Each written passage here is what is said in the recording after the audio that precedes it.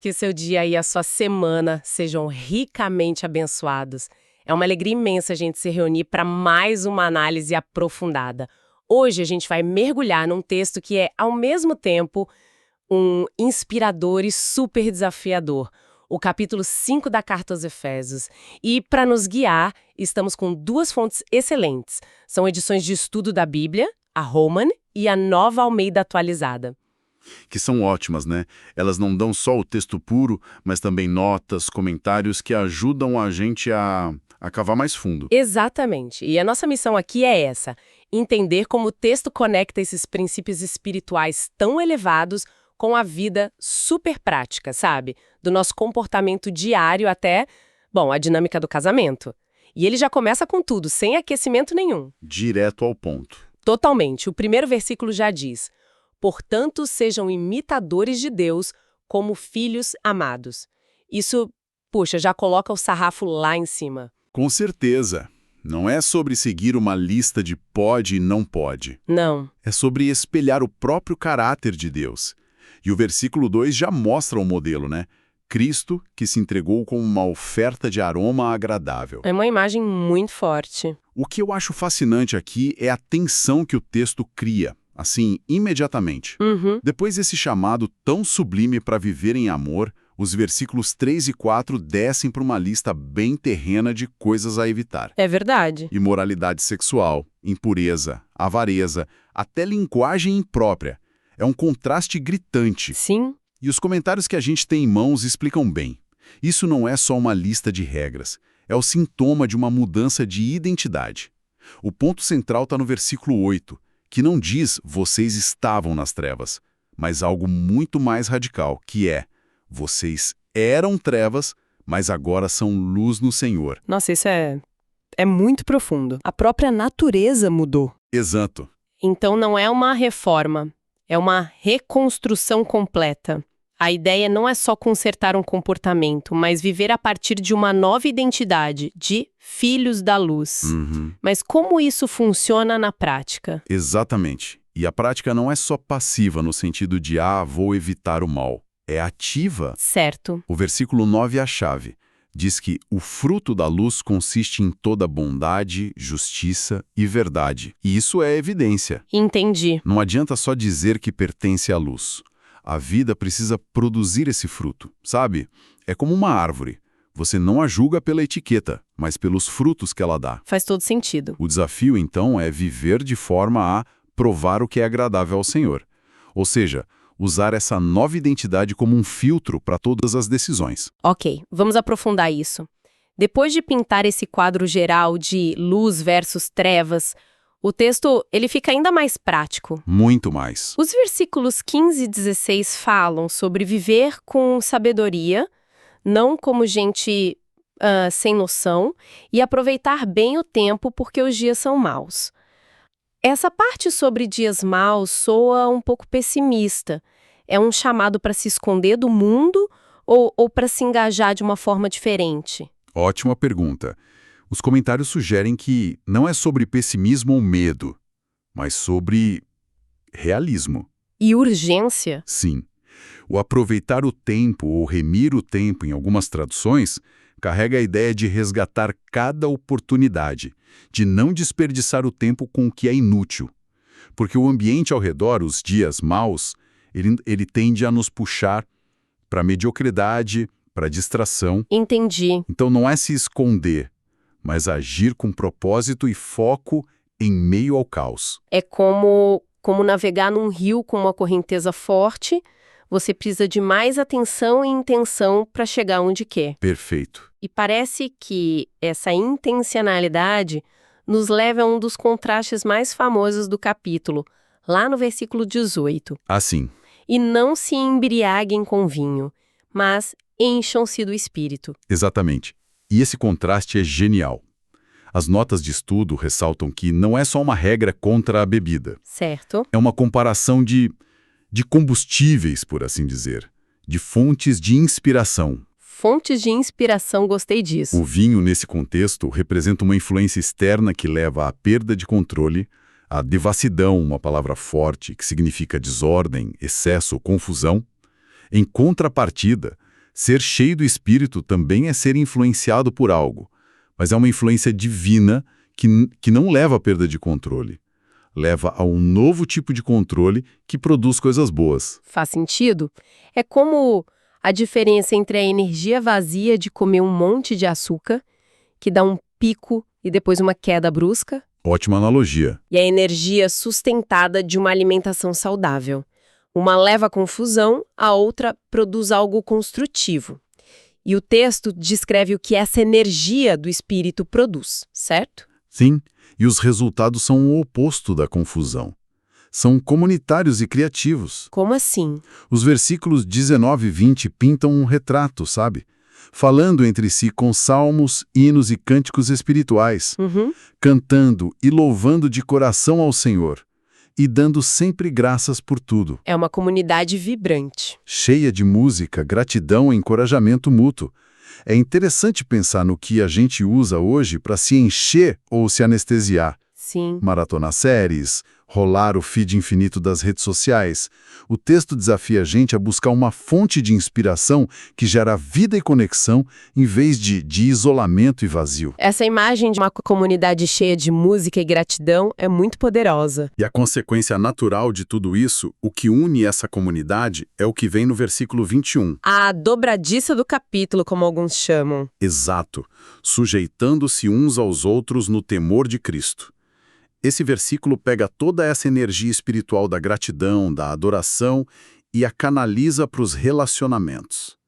Essa atitude de respeito mútuo e de colocar o outro em primeiro lugar que prepara o terreno para a discussão mais complexa que vem a seguir, que é a dinâmica familiar. E aqui a conversa esquenta. Com certeza. Porque o texto vai direto para um dos versículos mais debatidos e, francamente, mais difíceis para a sensibilidade moderna. O versículo 22. Sim. Mulheres, que cada uma de vocês se sujeite ao seu próprio marido como ao Senhor. Vamos ser honestos. Para um ouvinte de hoje, a palavra submissão é quase um palavrão. É uma palavra carregada.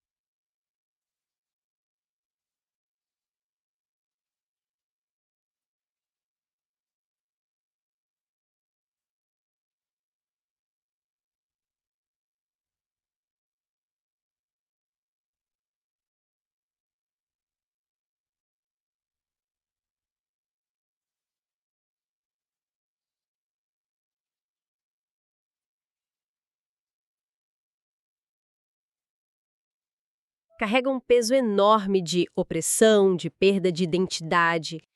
Mesmo com a explicação teológica, como a gente supera essa barreira cultural para entender a intenção do texto? Essa é a pergunta fundamental, e é por isso que o contexto é tão importante. Os comentários de estudo nos ajudam muito aqui. Certo. Primeiro, eles nos lembram que a estrutura familiar no Império Romano era a pátria potestas. Certo. O homem, o pater familias, tinha poder absoluto, quase de vida e morte, sobre todos na casa. A mulher era legalmente uma propriedade. Exatamente. Então, quando o texto usa a palavra grega hipotasso para sujeitar-se, ele está fazendo algo Revolucionário? revolucionário. Sim, a palavra era um termo militar que significava alinhar-se sob uma liderança para cumprir uma missão. Não tem a ver com inferioridade, mas com ordem e cooperação voluntária. Então já não é uma ordem de um chefe para um subordinado, mas um alinhamento voluntário. Exatamente. E o mais importante, essa instrução não existe no vácuo. Ela só faz sentido quando lida dentro do versículo 21, que fala de submissão mútua. Ah, sim! E principalmente em conjunto com a instrução para os maridos que vem logo depois. O texto está, na verdade, desmontando a pátria potestas de dentro para fora. Substituindo uma estrutura de poder bruto por uma de interdependência e respeito. Perfeito. Ah, então a chave não está apenas no versículo 22, que fala para as esposas, mas na combinação dele com o versículo 25, que fala para os maridos. Exato. Um não pode ser lido sem o outro. Isso muda tudo. Completamente. A responsabilidade colocada sobre os maridos no versículo 25 é talvez ainda mais radical para a época. Que é? Maridos, ame cada um a sua esposa, assim como Cristo amou a igreja e se entregou por ela. Isso redefine totalmente o que significa ser cabeça. Em um mundo onde o homem tinha todo o poder, o texto diz que o modelo de liderança dele não é o de um imperador, mas o de Cristo na cruz. Nossa! É uma liderança que não exige ser servida, mas que serve. É um poder que se esvazia pelo bem do outro. Isso era socialmente explosivo. E o que é realmente chocante para a época é o propósito desse amor. Não é um amor passivo, né? De forma alguma. É um amor ativo com um objetivo muito claro. Os versículos 26 e 27 continuam. Cristo fez isso para a santificar, para apresentar a si mesmo a igreja gloriosa, sem mancha nem ruga. Trazendo para o casamento, a liderança do marido não é para seu próprio benefício ou conforto. É para o florescimento da esposa. Para que ela atinja seu pleno potencial. Exato. Ele é responsável por criar um ambiente onde ela possa ser tudo o que foi criada para ser. O texto chega a dizer que amar a esposa é amar a si mesmo, porque os dois são uma só carne. É o oposto do egoísmo. Então, o que tudo isso significa no final? O texto parece estar construindo uma imagem muito maior do que só um manual de regras para o casamento. Sim. E o versículo 32 meio que entrega o jogo. Grande é este mistério, mas eu me refiro a Cristo e à igreja. Exato. O autor está dizendo, olha, o casamento humano, quando vivido dessa forma, é um outdoor, é um reflexo terreno, uma parábola viva de uma realidade espiritual muito maior. Uma parábola viva? Sim. As instruções para maridos e esposas não são regras arbitrárias. São a aplicação máxima daquele chamado que abriu o capítulo. Sejam imitadores de Deus. No relacionamento mais íntimo que existe, o marido é chamado a espelhar o amor sacrificial de Cristo e a esposa é chamada a espelhar a resposta de honra e alinhamento voluntário da igreja. E juntos eles contam a história do Evangelho sem precisar dizer uma palavra. Exatamente. É uma perspectiva realmente profunda. Saímos de um chamado geral para imitar a Deus e viver na luz, passamos pela sabedoria prática do dia a dia e chegamos à conclusão de que o casamento pode ser um palco. Um palco onde essa imitação de Deus acontece da forma mais intensa e visível. A grande lição deste capítulo, para mim, é que a fé não é um compartimento da vida, sabe? Algo que se faz no domingo. É uma reorientação completa. Sim. Ela mexe em tudo. No jeito que a gente fala, como usamos nosso tempo, como lidamos com nossas emoções e, finalmente, como estruturamos nossas famílias. O objetivo é sempre o mesmo. Deixar o fruto da luz aparecer em cada canto da nossa existência. E o que fica para mim é essa conexão constante que o texto faz entre o visível e o invisível. O casamento reflete Cristo e a igreja.